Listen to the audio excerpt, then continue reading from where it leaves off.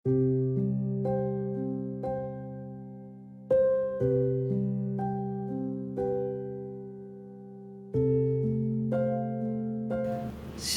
salam sehat buat kita semua, Bapak Ibu, saudara-saudara dimanapun saudara berada.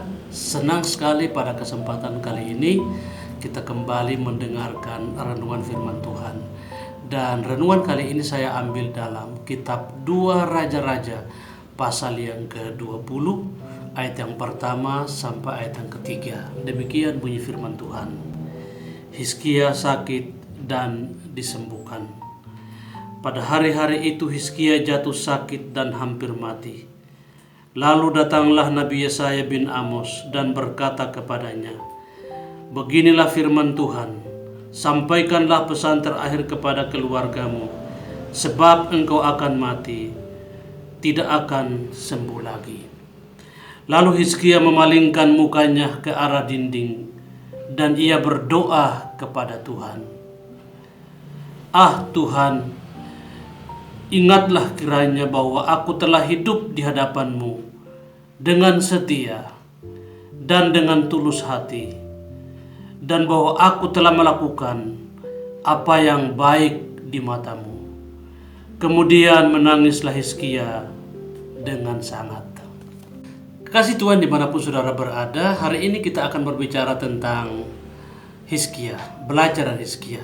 Berbicara tentang Hizkia, maka yang orang ingat adalah ketika usianya ditambahkan 15 tahun lagi, yang harusnya mati, tetapi dikasih bonus oleh Tuhan 15 tahun. Tetapi selain peristiwa itu, atau selain kebaikan Tuhan seperti itu, ada hal-hal menarik yang patut kita ketahui melalui kehidupan seorang pribadi yang bernama Hizkia. Ikuti terus ulasan firman Tuhan kali ini. Dalam 2 Raja-Raja pasal yang ke-18 ayat yang pertama sampai ayat yang kedua, di sana dijelaskan bahwa Hizkia adalah anak dari Ahaz, Raja Yehuda. Dia menjadi Raja Yehuda saat masih berumur 25 tahun, usia yang sangat muda. Selama 29 tahun, Hizkia menjabat sebagai raja di wilayah Yerusalem. Nama Hizkia artinya Tuhan adalah kekuatanku. Sesuai namanya, Hizkia selalu mengandalkan Tuhan. Dia sadar bahwa kekuatannya hanya ada di dalam Tuhan. Dia sangat mentaati hukum-hukum Tuhan, sehingga Tuhan sangat mengasihi dia. 2 Raja 18 ayat yang kelima, firman Tuhan menjelaskan bahwa ia percaya kepada Tuhan, Allah Israel, di antara semua raja-raja di wilayah Yehuda, baik yang sesudah dia maupun raja-raja sebelum dia. Firman Tuhan berkata, tidak ada raja yang hidupnya sama seperti Hizkia. Luar biasa Hizkia. Raja Hizkia sangat menghormati nama Tuhan, sehingga ia menjauhkan bukit-bukit pengorbanan, meremukan tugu-tugu berhala, menebang tiang-tiang berhala, dan menghancurkan ular tembaga yang dibuat oleh Musa.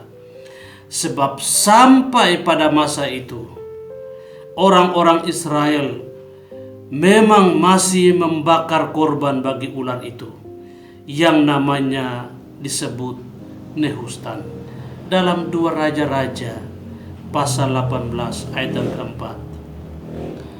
Pertanyaannya adalah, apa yang bisa kita pelajari dari kehidupan Hizkia?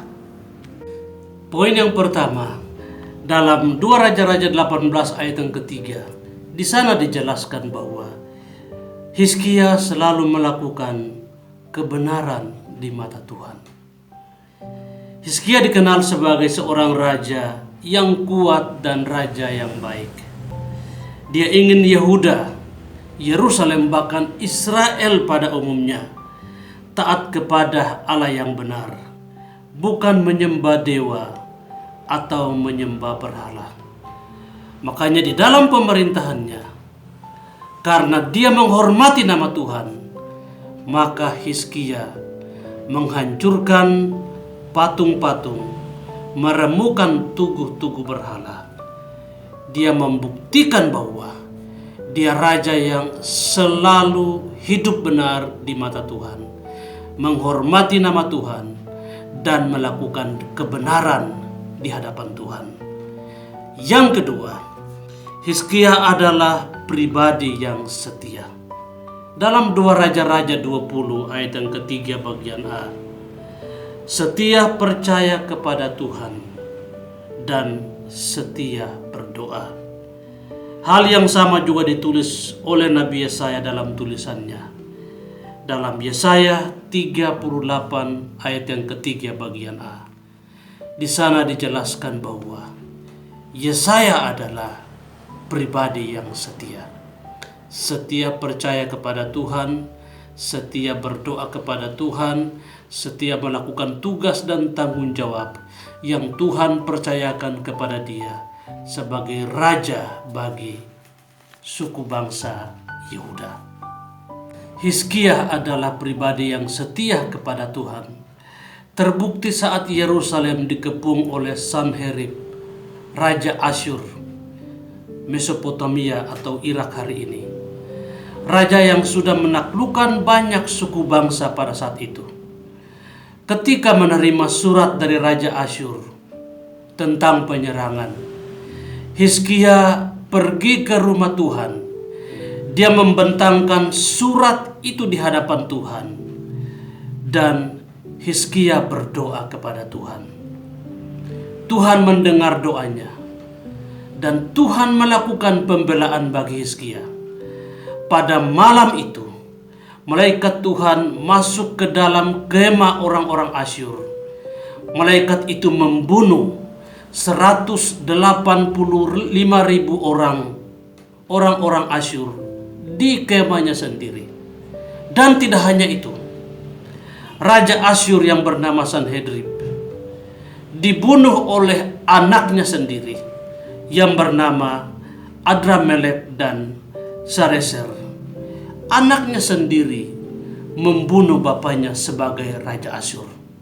Itu bukti pembelaan Tuhan bagi Hizkia, karena Hizkia selalu setia kepada Tuhan. Poin yang ketiga, Hizkia adalah pribadi yang tulus hati. Dalam Yesaya 38 ayat 3 bagian B, Hizkia tulus hati dalam menjalankan tugasnya sebagai raja bagi Yehuda. Ketulusannya membuat Tuhan sangat mengasihi dia. Bahkan Yesaya dalam tulisannya menjelaskan bahwa Hizkia selalu melakukan apa yang baik di mata Tuhan. Melakukannya dengan hati yang penuh ketulusan dan keikhlasan. Kehidupan Hizkia benar, setia, tulus, dan baik hati, membuat dirinya bernilai di hadapan Tuhan. Dalam 2 Raja-Raja 18 ayat yang kelima, di sana dijelaskan bahwa tidak ada raja Yehuda, baik yang sesudah Hizkia maupun sebelum Hizkia, kehidupannya sama seperti Hizkia. Hizkia adalah seorang raja yang bernilai di mata Tuhan. Dalam kenyataannya, kita jumpai bahwa tidak ada raja yang hidupnya diperpanjang 15 tahun oleh Tuhan. Hanya Raja Hizkia satu-satunya.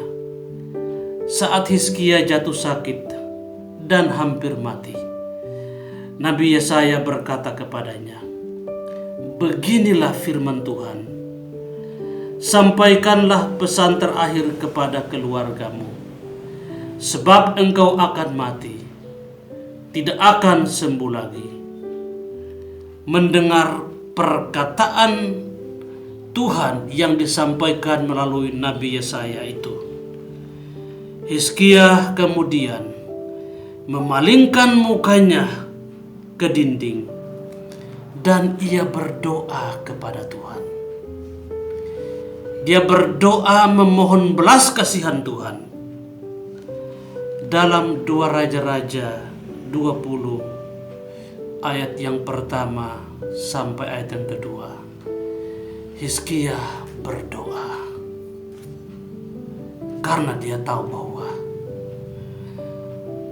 hanya Tuhan yang bisa menyembuhkan sakit penyakitnya.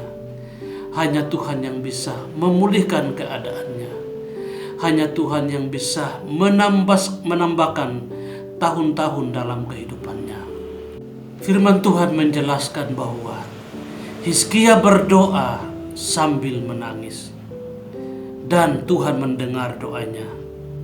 Dan Tuhan berfirman melalui Nabi Yesaya, katakan kepada Hizkia bahwa telah kudengar doamu dan telah kulihat air matamu.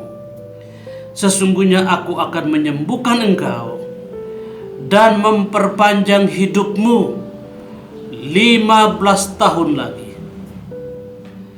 Tuhan juga berjanji akan melepaskan Hizkia dari Raja Asyur, akan memagari Yehuda, bahkan memelihara suku bangsa Yehuda dan juga Hizkia dari serangan Raja Asyur.